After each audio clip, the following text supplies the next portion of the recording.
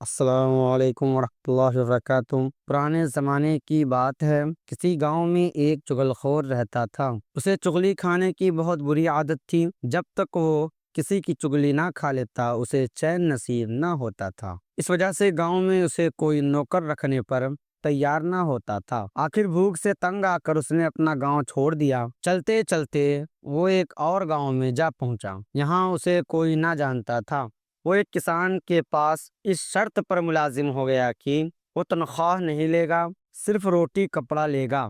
اس کے علاوہ ہر 6 ماہ بعد اسے کسان کی ایک چگلی کھانے کی اجازت ہوگی۔ چگل خور بڑی محنت سے کام کرتا رہا۔ وقت گزرتا گیا اور کسان یہ شرط بھول گیا۔ ادھر چگل خور بڑی بے چینی سے وقت گزرنے کا انتظار کرتا رہا۔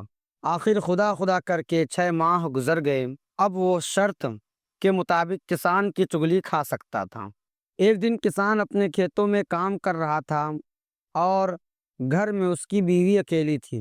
یہ دیکھ کر چگل خور اس کی بیوی کے پاس گیا اور بڑا ہمدرد بنتے ہوئے کہنے لگا، کسان کوڑھی ہو گیا ہے اور اس نے اب تک یہ بیماری تم سے چھپا رکھی ہے۔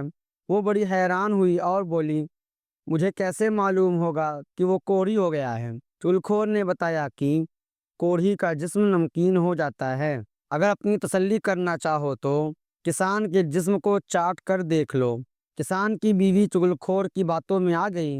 اس نے کہا وہ کسان کا کھانا لے کر کھیتوں میں جائے گی تو کسان کے جسم کو چاٹ کر ضرور دیکھے گی۔ چگل خور کسان کی بیوی سے یہ باتیں کر کے سیدھا کھیتوں کی طرف گیا۔ کسان کھیتی باڑی کے کاموں میں لگا ہوا تھا۔ چگل خور کسان کے پاس پہنچا اور اس سے کہنے لگا کہ تم ادھر کھیتوں میں کام کرتے پھر رہے ہو اور ادھر تمہاری بیوی پاگل ہو گئی ہے۔ کسان بڑا حیران ہوا۔ چگل خور نے اسے یقین دلاتے ہوئے کہا کہ میں سچ کہہ رہا ہوں، وہ تو پاگل پن میں آدمیوں کو کاٹنے دوڑتی ہے۔ کسان کام کاج چھوڑ کر سوچ میں پڑ گیا۔ اس نے دل میں سوچا کہ نوکر ٹھیک ہی کہہ رہا ہوگا، اسے اس قسم کا جھوٹ بولنے کی کیا پڑی۔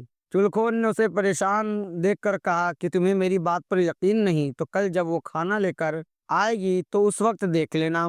چگل خور یہ جان لیا کہ کسان اس کی باتوں میں آ گیا ہے تو وہاں سے اٹھ کر کسان کے نسبتی بھائی کے پاس پہنچا۔ وہ ایک دوسرے گاؤں میں رہتے تھے۔ چگل خور نے انہیں بتایا کہ تم یہاں مزے کر رہے ہو اور تمہارا بہنوئی تمہاری بہن کو روزانہ بڑی بے دردی سے مارتا ہے۔ انہوں نے حیران ہو کر کہا کہ ہماری بہن نے تو کبھی نہیں بتایا۔ چگل خور نے کہا کہ وہ بیچاری شرم کے مارے تمہیں کچھ نہیں بتاتی۔ انہوں نے کہا ہم تمہاری بات پر کیسے یقین کر لیں؟ چگل خور فوراً بول پڑا کہ اگر تم اپنی آنکھوں سے دیکھنا چاہو تو کل دوپہر کو کھیتوں میں آ کر دیکھ لینا۔ وہ یہ بات سن کر لال بھبوکا ہو گئے۔ انہوں نے چگل خور سے کہا کہ کل ہم کھیت میں چھپ کر یہ سب کچھ اپنی آنکھوں سے دیکھیں گے۔ چگل خور وہاں سے رخصت ہو کر سیدھا کسان کے بھائیوں کے پاس پہنچا۔ چگل خور ان سے کہنے لگا کہ تم اچھے ماں جائے ہو، تمہارا بھائی ہر چوتھے روز اپنی بیوی کے بھائیوں سے پٹتا ہے اور تمہیں اس کی کوئی خبر نہیں۔ کسان کے بھائی غصے سے تلملا اٹھے۔ چگل خور نے یقین دلانے کی خاطر ان سے بھی کہا کہ کل دوپہر کو کھیتوں میں آ کر دیکھ لینا۔ دوسرے دن کسان کی بیوی کھانا لے کر کھیتوں میں گئی۔ روٹی رکھ کر وہ کسان کے پاس ہی بیٹھ گئی۔ کسان نے بڑے غور سے اس کی حرکتوں کو دیکھنے لگا۔ بیوی نے روٹی قریب کرنے کے بہانے کسان کے اور نزدیک ہونے کی کوشش کی۔ اس پر کسان ذرا پیچھے کھسک گیا۔ اب بیوی کو یقین ہو گیا کہ دال میں کچھ کالا ہے۔ کسان نے روٹی لینے کے لیے ہاتھ آگے بڑھایا تو اس نے جھپٹ کر کسان کی کلائی پکڑ لی۔ کسان اچھل کر پیچھے ہٹ گیا۔